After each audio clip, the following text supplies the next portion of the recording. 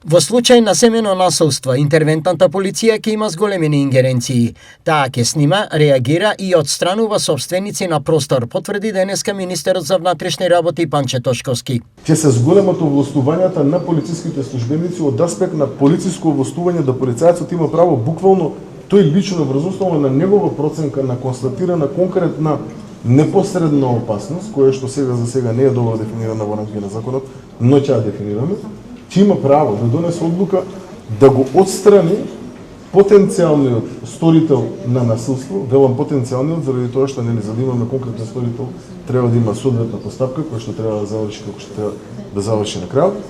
Потенцијалниот сторител на насилство, без оглед дали тој е собственик или не е собственик на објектот во кој што насилството е сторено, односно каде што престојува жртвата. Министерството за внатрешни работи на проблемот семено насилство се фокусира креативно и ќе делува на повеќе начини. Целта ни е на интервентните тимови кои што ќе постапуваат видни да им дадеме да користат боди камери.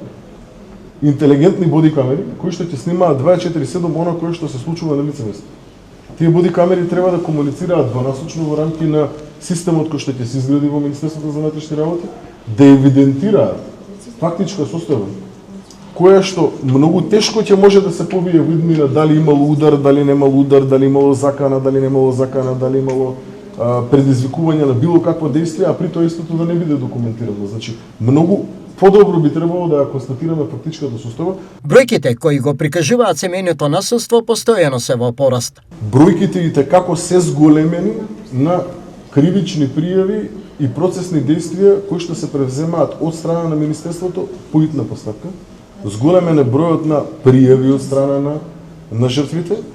Тоа не значи дека темната бројка наспроти светлата бројка е зголемена, тоа значи само дека поголем број на луѓе, поголем број на жртви се охрабруваат да го пријават семејното насилство и тоа во секој случај можем да го оценам како позитивен тренд на охрабрување на жртвите. Изнесените новини се вовед во поефикасно решавање на проблемите поврзани со семејното насилство, со акцент на физичкото.